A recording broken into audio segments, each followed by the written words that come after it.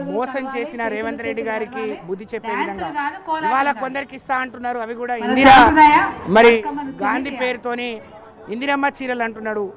తెలంగాణ ప్రజలు కట్టుకున్న మరి పన్నుతో వచ్చే డబ్బులతో ఇచ్చే చీరను బతుకమ్మ చీరలు అనాలి, తెలంగాణ ఆడపిల్లల చీర అనాలి. కానీ ఇందిరమ్మ చీర అనటంలో అర్థం లేదు. రేవంత్ రెడ్డి గారు మార్పు అంటే జీవితాల్లో గొప్ప మార్పు వస్తుంది అనుకున్నాం.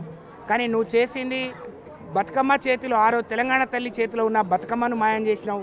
తెలంగాణ తల్లి మరి నడుముకున్న వడ్డాణాన్ని మాయం చేసినావు. అంటే ఒక తల్లి పచ్చగా ఉంటే మంచిగా ఉంటే కూడా నువ్వు ఓర్వలేని రేవంత్ రెడ్డి రాష్ట్రానికి ఆడపడుచుల మనోభావాలు తెలియని మరి ముఖ్యమంత్రి ఈ రాష్ట్రానికి ఉండడం ఆడపిల్లలు చేసుకున్న దురదృష్టం.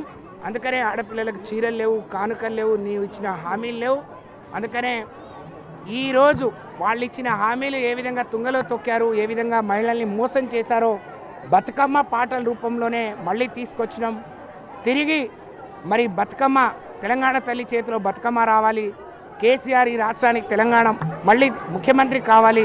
అప్పటి వరకు బీఆర్ఎస్ పార్టీ మహిళలు అలాగే రాష్ట్ర వ్యాప్తంగా ఉండే మహిళలు ఒకప్పుడు బిందెనెత్తుకొని రోడ్డు ఎక్కొద్దని కేసీఆర్ గారు మంచినీళ్ళు ఇచ్చిండు. కానీ యూరియా కోసం మళ్ళీ రోడ్డు ఎక్కుతారని ఆయన కలగనలేదు. దానికి కూడా లేకపోతే శాశ్వతమైన పరిష్కారం చూపేవాడు.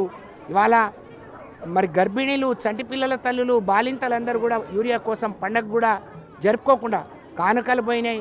పండగ జరుపుకునే వాతావరణం కూడా లేకుండా చేసిన రేవంత్ రెడ్డి గారిని గద్దె దింపే వరకు ఇదే పోరాట పటిమతోని బీఆర్ఎస్ ముందుకు పోతుంది, తెలంగాణ మహిళా లోకం ముందుకు పోతుందని చెప్పి తెలియజేసుకుంటూ ఆ శక్తి, ఆ స్ఫూర్తి గౌరవమ్మ వాళ్ళందరికీ ప్రసాదించాలని హృదయపూర్వకంగా కోరుకుంటూ మరొకసారి అందరికీ మరి వాళ్ళ ఎంగిలిపూల బతుకమ్మ, సద్దుల బతుకమ్మ వరకు కూడా మా ఆడబిడ్డలందరికీ శుభాకాంక్షలు తెలియజేస్తా ఉన్నాను.